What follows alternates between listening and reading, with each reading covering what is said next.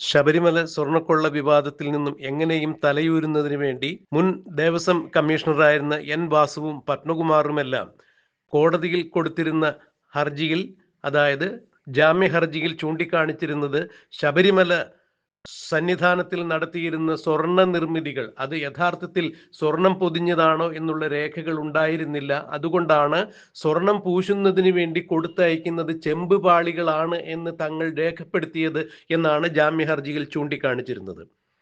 അതായത് 1998 മുതൽ 99 വരെ വിജയ് മല്യ ശബരിമലയിൽ സ്വർണ്ണ നിർമ്മിതികൾ നടത്തിയിട്ടുണ്ടായിരുന്നു എന്നുള്ളത് സുവ്യക്തമാണ്. എന്നാൽ തിരുവിതാംകൂർ ദേവസ്വം ബോർഡിന്റെ രേഖകളിൽ മല്യ എവിടെയൊക്കെയാണ് സ്വർണം പൊതിഞ്ഞ് നൽകിയത് എന്നുള്ള രേഖകൾ അവിടെ ഉണ്ടായിരുന്നില്ല. ആ രേഖകൾ ഞങ്ങൾ കണ്ടിട്ടില്ല എന്നാണ് ദേവസ്വം കമ്മീഷണറായ എൻ വാസുവും എ പത്മകുമാറുമെല്ലാം തങ്ങളുടെ ജാമ്യ ഹർജിയിൽ ചൂണ്ടിക്കാണിച്ചിരുന്നത്. ശബരിമലയിലെ സ്വർണ്ണക്കൊള്ള വിവാദവുമായി ബന്ധപ്പെട്ട് എ പത്മകുമാറും എൻ വാസുവും ജാമ്യ ഹർജി സമർപ്പിച്ചിരുന്നെങ്കിലും അതെല്ലാം തള്ളുകയായിരുന്നു. അത്യപൂർവങ്ങളിൽ അപൂർവമായ കേസ് തന്നെയാണ് ഇത്. ദേവന്റെ സ്വത്ത് സംരക്ഷിക്കേണ്ട ആളുകൾ തന്നെയാണ് ഇത് ഇപ്പോൾ നശിപ്പിച്ചിരിക്കുന്നത് എന്ന കണ്ടെത്തലാണ് കോടതി നടത്തിയിരിക്കുന്നത്. അതുകൊണ്ട് ഒരു കാരണവശാലും ജാമ്യം അനുവദിക്കാൻ സാധിക്കില്ല. ഏതെങ്കിലും വിധത്തിൽ ജാമ്യം ഇവർക്ക് അനുവദിക്കുകയാണെങ്കിൽ ഈ കേസിനാസ്പദമായ സംഭവങ്ങളും സാക്ഷിമൊഴികളുമെല്ലാം അട്ടിമറിക്കാൻ സാധ്യതയുണ്ട്, തെളിവുകൾ നശിപ്പിക്കപ്പെടാൻ സാധ്യതയുണ്ട് എന്ന് തന്നെയാണ് കോടതിയുടെ ഭാഗത്തു നിന്നുണ്ടായ നിരീക്ഷണം. എന്നാൽ ശബരിമല സന്നിധാനത്തിൽ ശാസ്താ ക്ഷേത്രത്തിന്റെ ഉമ്മറ കട്ടിളപ്പടിയും ഉമ്മറ വാതിലും ദ്വാരപാലക ശില്പങ്ങളിലെ സ്വർണ്ണപ്പാളിയുമെല്ലാം യഥാർത്ഥത്തിൽ സ്വർണം പൊതിഞ്ഞതാണോ എന്നുള്ള രേഖകൾ ഞങ്ങൾ കണ്ടിട്ടില്ല. അതുകൊണ്ട് തന്നെയാണ് ചെമ്പുപാളികൾ എന്ന് എഴുതി ചേർത്തത് എന്നാണ് പത്മകുമാറും എൻ വാസുവുമെല്ലാം കോടതിയിൽ നൽകിയ ജാമ്യ ഹർജിയിൽ പറഞ്ഞത്. അതായത് വക്കീലന്മാർ പറഞ്ഞു കൊടുത്ത ബുദ്ധി ഉപയോഗിച്ചാണ് ഇത്തരത്തിൽ ഒരു കാര്യം അവർ എഴുതിയത്. അങ്ങനെ പറയുമ്പോൾ, അല്ലെങ്കിൽ അങ്ങനെ സമർത്ഥിക്കുമ്പോൾ ആ രേഖകൾ എവിടെ എന്ന് കോടതി ചോദിക്കുമ്പോൾ കോടതിയിൽ സമർപ്പിക്കുവാൻ രേഖകളൊന്നുമില്ല എന്നുണ്ടെങ്കിൽ ചെമ്പുപാളികളായിരുന്നോ അവിടെ ഉണ്ടായിരുന്നത്, സ്വർണ്ണപ്പാളികളായിരുന്നോ എന്ന് തെളിയിക്കാൻ പറ്റാത്ത ഒരു സാഹചര്യം ഉണ്ടാവുകയാണെങ്കിൽ എൻ വാസുവിനും പത്മകുമാറിനും അല്ലെങ്കിൽ സ്വർണ്ണക്കൊള്ളയുമായി ബന്ധപ്പെട്ട് ഇപ്പോൾ അകത്ത് കിടക്കുന്ന എല്ലാ പ്രതികൾക്കും പുഷ്പം പോലെ ഇറങ്ങിപ്പോരാൻ സാധിക്കും എന്നുള്ള ഒരു ധാരണയോടുകൂടി തന്നെയാണ് പറഞ്ഞത്. ഇതിനാവശ്യമായ മുൻകരുതലുകൾ ഇവർ നടത്തിയിട്ടുണ്ടാകും എന്ന് തന്നെയാണ് ഇപ്പോൾ സംശയിക്കേണ്ടിയിരിക്കുന്നത്. പറഞ്ഞു വരുന്നത്, മുൻപ് കോൺസുലേറ്റ് വഴി നയതന്ത്ര ബാഗേജ് വഴി സ്വർണ്ണക്കള്ളക്കടത്ത് നടത്തി എന്ന് ആരോപിക്കപ്പെടുന്ന സ്വപ്ന സുരേഷ് മുഖ്യമന്ത്രിയെ ക്ലിഫ് ഹൗസിലെത്തിയും മുഖ്യമന്ത്രിയുടെ ഓഫീസിലെത്തിയും താൻ പലവട്ടം കൂടിക്കാഴ്ച നടത്തിയിട്ടുണ്ട് എന്ന് സ്വപ്ന പറയുമ്പോൾ, സംശയമുണ്ടെങ്കിൽ മുഖ്യമന്ത്രിയുടെ ഓഫീസിലെയും ക്ലിഫ് ഹൗസിലെയും CCTV പരിശോധിക്കേണ്ടതാണ് എന്ന് സ്വപ്ന മാധ്യമങ്ങൾക്ക് മുന്നിൽ നിന്ന് പറയുകയുണ്ടായി. അത്ര ഉറപ്പായിട്ടാണ് സ്വപ്ന ഇത് പറയുന്നത്. നിങ്ങൾക്ക് സംശയമുണ്ടെങ്കിൽ മുഖ്യമന്ത്രിയുടെ ഓഫീസിലെയും CCTV പരിശോധിക്കൂ, വീട്ടിലെയും CCTV പരിശോധിക്കൂ എന്ന് പറഞ്ഞപ്പോൾ അതിന് തൊട്ടടുത്ത ദിവസം തന്നെ തിരുവനന്തപുരത്ത് എവിടെയും വെട്ടാത്ത ക്ലിഫ് ഹൗസിന്റെ ആകാശത്തിൽ മാത്രം ഒരു വെള്ളിടി വെട്ടുകയും CCTV ദൃശ്യങ്ങൾ കത്തിപ്പോയി എന്നുള്ള വാർത്തയാണ് പിന്നീട് മുഖ്യമന്ത്രിയുടെ ഓഫീസിൽ നിന്നും മുഖ്യമന്ത്രിയുടെ വീട്ടിൽ നിന്നും പുറത്തു വന്നത്. ഇതുപോലെ തന്നെയായിരുന്നു മെഡിക്കൽ സർവീസസ് കോർപ്പറേഷനുമായി ബന്ധപ്പെട്ട് ചില രേഖകളിൽ കൃത്രിമം നടന്നിരിക്കുന്നു എന്ന് പറഞ്ഞു കഴിഞ്ഞപ്പോൾ അതിന്റെ തൊട്ടടുത്ത ദിവസം തന്നെ മെഡിക്കൽ സർവീസസ് കോർപ്പറേഷന്റെ ഗോഡൌണുകളും രേഖകളും കത്തി നശിക്കുന്ന കാഴ്ചയും നാം കണ്ടു. എന്ന് പറഞ്ഞതുപോലെ തിരുവിതാംകൂർ ദേവസ്വം ബോർഡിലെ 1998 മുതൽ 99 വരെ വിജയ് മല്യ ശബരിമലയിൽ സ്വർണം പൂശി നൽകിയിരുന്നതിന്റെ റെക്കോർഡുകൾ ഏതെങ്കിലും വിധത്തിൽ കത്തി നശിച്ചിട്ടുണ്ടോ, നശിപ്പിക്കപ്പെട്ടിട്ടുണ്ടോ എന്നുള്ളതും അന്വേഷിക്കേണ്ടത് തന്നെയാണ്. ഒരുപക്ഷെ ഈ കേസിന് ഏറ്റവും നിർണായകമായ തെളിവായി മാറാൻ സാധ്യതയുള്ള അത്തരം തെളിവുകൾ വാസുവും പത്മകുമാറും അടക്കമുള്ള തസ്കര സംഘങ്ങൾ കത്തിച്ചിട്ടുണ്ടോ, തീയിട്ട് നശിപ്പിച്ചിട്ടുണ്ടോ എന്നുള്ളത് പരിശോധിക്കപ്പെടേണ്ടത് തന്നെയാണ്. ഒരുപക്ഷെ അത്തരം ഒരു ബലത്തിൽ തന്നെയാവാം ചെമ്പുപാളികളാണ് എന്നിവർ എഴുതി കൊടുത്തതും സ്വർണ്ണപ്പാളികൾ എന്ന് തെളിയിക്കുന്നതിനുള്ള രേഖ കോടതിയിൽ സമർപ്പിക്കാൻ സാധിച്ചില്ലെങ്കിൽ അതിന്റെ പിൻബലത്തിൽ രക്ഷപ്പെട്ടു പോരാം എന്നുള്ള ഏതെങ്കിലും നിയമവിദഗ്ധർ ചൂണ്ടിക്കാണിച്ചതിന്റെ പേരിലായിരിക്കാം ഇത്തരം നാടകങ്ങൾ നടത്തുന്നത്. എന്നാൽ ഇത്തരം നാടകങ്ങൾക്കെല്ലാം കൃത്യമായ തിരിച്ചടിയാണ് കോടതിയുടെ ഭാഗത്തു നിന്നും ഉണ്ടായിരിക്കുന്നത്.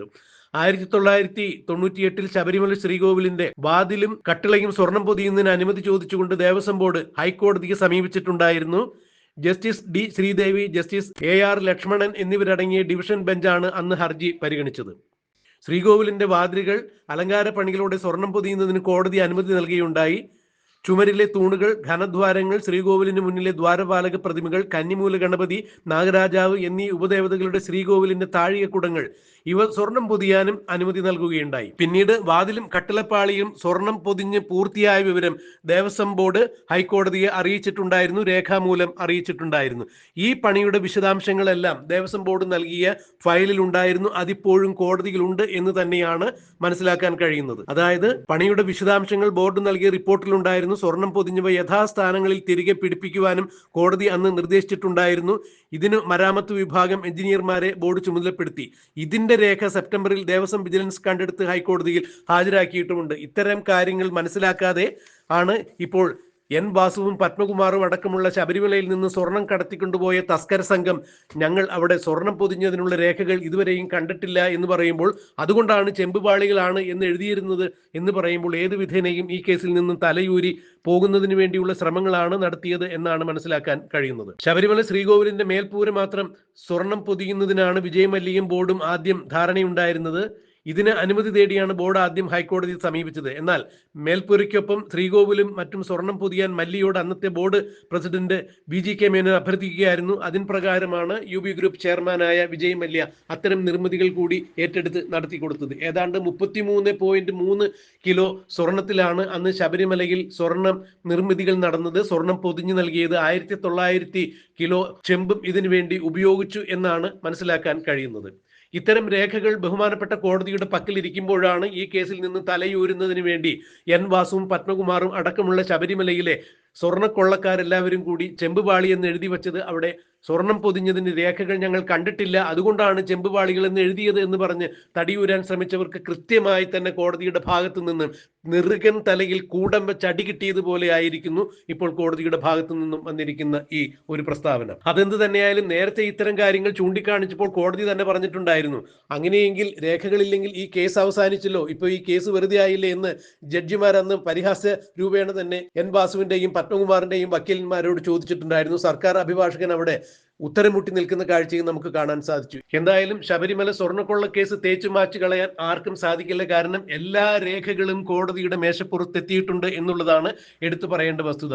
ഈ വിഷയത്തിൽ ആഭ്യന്തര വകുപ്പ് മന്ത്രി കൂടിയായ മുഖ്യമന്ത്രി പിണറായി വിജയനും വെട്ടിലായിരിക്കുന്നു. 2018-19 കാലത്ത് ദേവസ്വം വകുപ്പ് മന്ത്രിയായ കടകംപള്ളി സുരേന്ദ്രൻ അക്ഷരാർത്ഥത്തിൽ പെട്ടിരിക്കുന്നു. കാരണം ശബരിമല ദേവസന്നിധാനത്തിൽ നടന്നിരിക്കുന്ന എല്ലാ നിർമ്മിതികളും, അതായത് ദ്വാരപാലക ശില്പങ്ങളിലെ പാളികൾ സ്വർണം പൂശുന്നതും ഉമ്മറക്കട്ടളപ്പടി വാതില് സ്വർണം പൊതിയുന്നതുമായി എല്ലാം ബന്ധപ്പെട്ട മരാമത്ത് ജോലികൾ ചെയ്തത് ദേവസ്വം വകുപ്പ് മന്ത്രിയുടെ ഓഫീസിൽ നിന്ന് കിട്ടിയ നിർദ്ദേശത്തിന്റെ അടിസ്ഥാനത്തിൽ തന്നെയാണ് എന്ന് പത്മകുമാർ വ്യക്തമാക്കിയിട്ടുണ്ട്. അതായത് എനിക്ക് മുകളിലുള്ള ആളുകളുടെ നിർദ്ദേശപ്രകാരമാണ് ഞാൻ ഇത്തരം ജോലികൾ ചെയ്തത് ദേവസ്വം പ്രസിഡന്റ് എന്ന രീതിയിൽ എന്ന് പത്മകുമാർ മാധ്യമങ്ങൾക്ക് മുന്നിൽ പലവരു വ്യക്തമാക്കുമ്പോൾ, തീർച്ചയായും ദേവസ്വം വകുപ്പിൽ നിന്ന് ഇങ്ങനെയൊരു കത്ത് ലഭിച്ചതിന്റെ അടിസ്ഥാനത്തിലാണ് ഞാൻ തീരുമാനമെടുത്തത് എന്ന് പറയുമ്പോൾ ദേവസ്വം വകുപ്പ് മന്ത്രി അറിയാതെ ദേവസ്വം വകുപ്പിൽ നിന്നും ഇത്തരം ഒരു കത്ത് വരില്ല എന്നുള്ളതാണ് എടുത്തു പറയേണ്ട വസ്തുത. മാത്രമല്ല, ഉണ്ണികൃഷ്ണൻ പോറ്റിയെ ശബരിമല സന്നിധാനത്തിലേക്ക് ഇത്തരം കാര്യങ്ങൾ ചുമതലപ്പെടുത്തി പറഞ്ഞയച്ചത് കടകംപള്ളി സുരേന്ദ്രൻ തന്നെയാണ് എന്നുള്ളതാണ് മനസ്സിലാക്കാൻ കഴിയുന്നത്. എന്തായാലും